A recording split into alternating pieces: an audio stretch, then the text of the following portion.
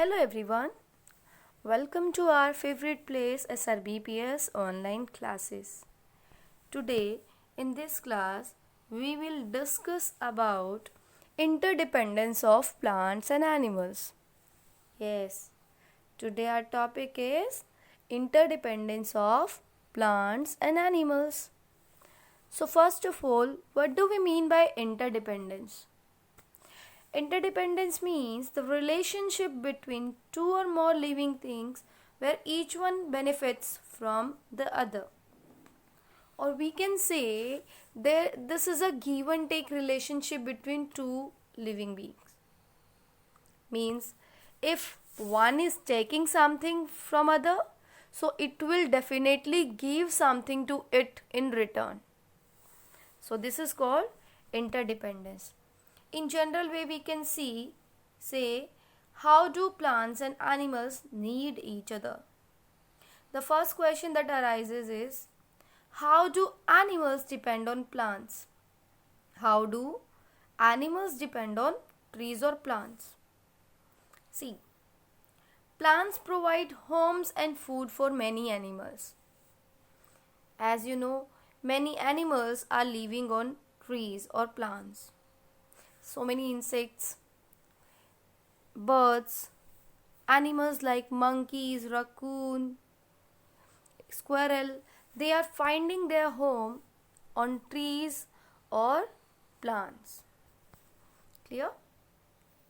They are getting food from plants. Like you can see birds, they are taking fruits. The deer, it is eating grass. Many other animals are also there which are eating grass like zebra.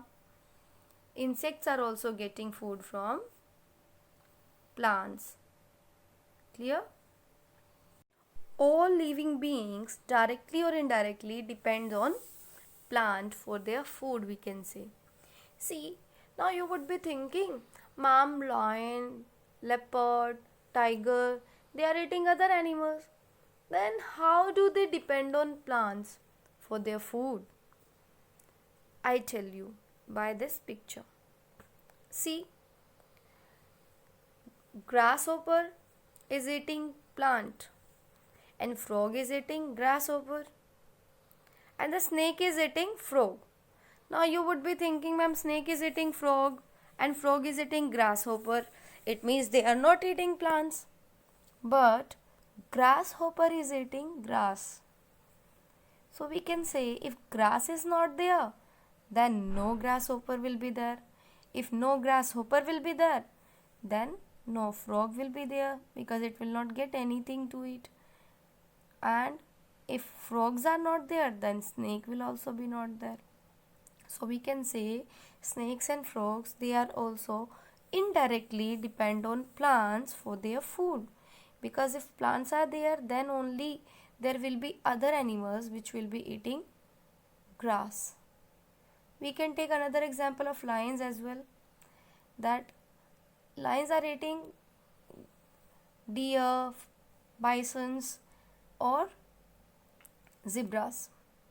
But these animals like deer, bisons and zebra, they are eating grass. They are eating grass. If grass is not there, then there will not be the existence of these animals, plant eating animals. If plant eating animals are not there, then what do lion eat? What does a lion eat? Nothing. So we can say lion is also indirectly depend on plants. Clear? Now we are also getting oxygen from plants. See, during photosynthesis process, plants are releasing oxygen which is used by we human beings, animals for breathing. Clear?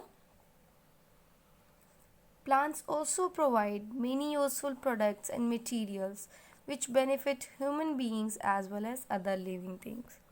Like they provide lumber, rubber, medicines, paper, which are useful for we people. Now the next question that arises is how do plants depend on animals? How do plants depend on animals? See, like animals, plants are also getting carbon dioxide from animals. So we can say it is a kind of cycle where plants are producing oxygen, they are giving oxygen to the animals, and animals in return are giving carbon dioxide to the plants, which is helpful in the process of photosynthesis, means for making food. Clear? Animals also help in seed dispersal. What is the meaning of dispersal first? Dispersal means to spread. To spread seeds, animals are useful. See, many animals like monkey, squirrel, they are eating fruits and nuts. Okay? After eating fruits and nuts, the seed which is left, they leave it here and there. After that, when it gets proper condition, then it starts growing into a new plant. Clear? In the same way, birds, insects like ants, hornets and wasps, they also disperse seeds, because they are taking seeds from one place to other place, they are leaving it somewhere, and after that it starts growing in a new plant where it can get other fresh fruits. Clear?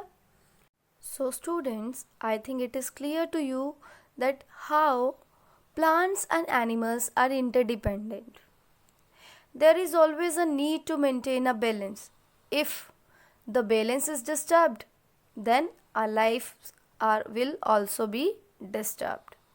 So for today, that's enough, I think. We will meet again in new video. Till the time, bye bye. Take care.